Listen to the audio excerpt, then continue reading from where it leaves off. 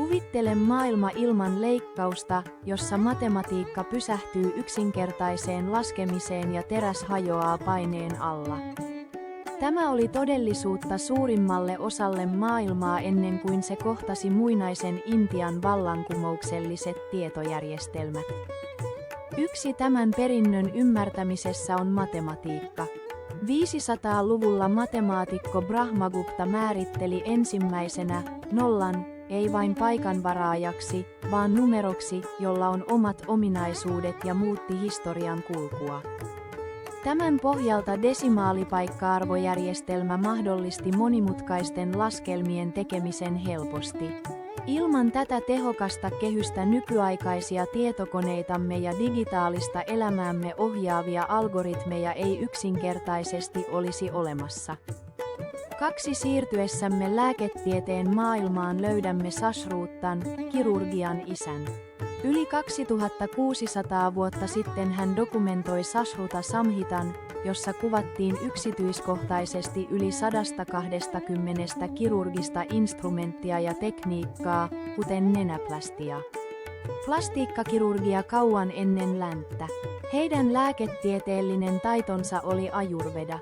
Tämä järjestelmä ei vain hoitanut oireita, se keskittyi kokonaisvaltaiseen ennaltaehkäisyyn ruokavalion, joogan ja yrttilääkkeiden avulla. Käsite moderni hyvinvointi on vasta nyt uudelleen löydettävissä. 3 metallurgian alalla Intia tarjosi maailmalle Woods-stiilin. Tämä korkeahiilinen seos oli raaka-aine legendaarisille Damaskoksen miekoille, jotka tunnetaan terävyydestään ja kyvystään säilyttää reuna. 4. Tämän valtavan tiedon valtameren säilyttämiseksi Intia perusti maailman ensimmäiset asuinrakennukset, kuten Nalanda ja Taxila. Nämä laitokset houkuttelivat tutkijoita eri puolilta maailmaa, ja ne toimivat muinaisen maailman Ivy League-järjestöinä. 5 strategista ajattelua varten katsomme Chateangaan.